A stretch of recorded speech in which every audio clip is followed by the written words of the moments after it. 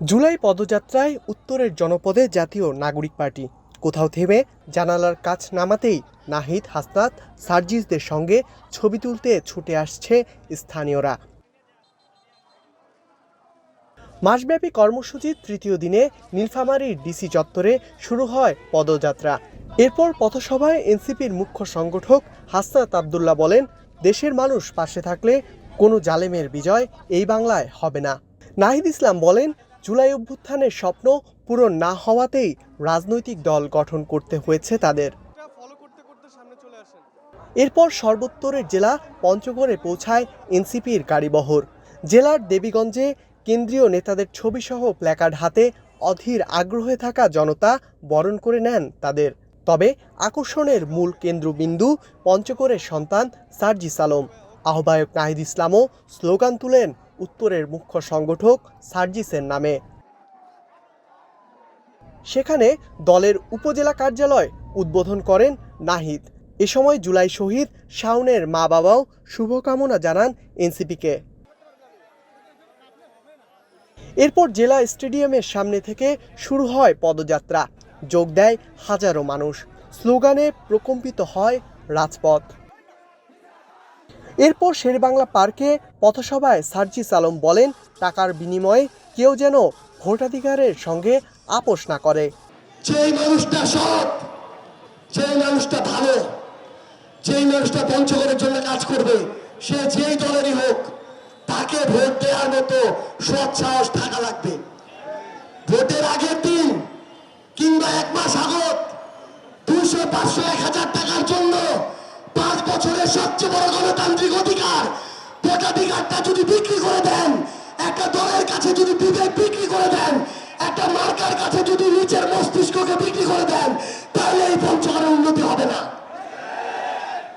এই জন্য অনুরোধ, দল, মার্কা, ব্যক্তি, পরিবারের কাছে অন্ধ না হয়ে, দাস না হয়ে, তোষামতি না করে, তেলবাজি না করে, যে ভালো সে যেই দলেরই হোক না কেন, যে পঞ্চগড়ের জন্য কাজ করবে, যেই দলেরই হোক না কেন, যে জনগণের কাছে আসবে, সে যেই দলেরই হোক না কেন, তাকেই সমর্থন দিয়ে আগামী সংসদে পাঠাবেন। পঞ্চগড়ে আধুনিক শিক্ষা, চিকিৎসার জন্য এনসিপিতে ভোট চান ডাক্তার তাসনিম জারা। এখানে কেন বৈষম্য থাকবে? সরকারি সকল প্রতিষ্ঠানে নাগরিকের অধিকার সমুন্নত থাকতে হবে। কেউ বিচার পাবে, কেউ বিচার পাবে না। যার টাকা আছে, যার ক্ষমতা আছে, বা ক্ষমতায় কাউকে চেনে, তখন সে বিচার পাবে, এমন ব্যবস্থা তো আমরা চাই না। রাষ্ট্রের পুলিশ বাহিনী, নিরাপত্তা বাহিনী সবার হয়ে কাজ করবে, কোন দলের কোন পক্ষের হয়ে কাজ করবে না। আমরা এমন বাংলাদেশে ফেরত যাব না যেখানে রাষ্ট্রীয় ব্যবস্থা নিজেই নাগরিককে গুম করে, খুন করে। আপনাদের সন্তানদেরকে রাষ্ট্রীয় ব্যবস্থা খুন করেছে, 1 বছর হয় নাই। ওই বাংলাদেশে আমরা যাব না। এবং সেই জন্য আমাদের সংবিধানে যা যা পরিবর্তন করা প্রয়োজন, আইনে যা যা পরিবর্তন করা প্রয়োজন, প্রতিষ্ঠানে যা যা পরিবর্তন করা প্রয়োজন, সবই আমরা করব। নাগরিক পার্টি থেকে আপনাদেরকে অনেক অনেক শুভেচ্ছা, শুভকামনা। আমাদের সাথে থাকবেন। আমরা তরুণ, আমরা নতুন, কিন্তু আমরা আগের জঞ্জাল ভেঙে দিতে আসছি। ইনশাআল্লাহ আমরা একসাথে এবার দেশটা পাল্টাবো।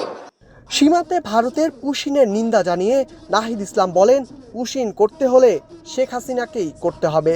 জুলাই গণঅভ্যুত্থান থেকে শুরু করে এই ছাত্র তরুণদের যে জোয়ার শুরু হয়েছে, সেটি তেতুলিয়া থেকে শুরু করে টেকনাফ পর্যন্ত স্রোতে ভাসিয়ে নেবে, এটাই আমাদের কামনা।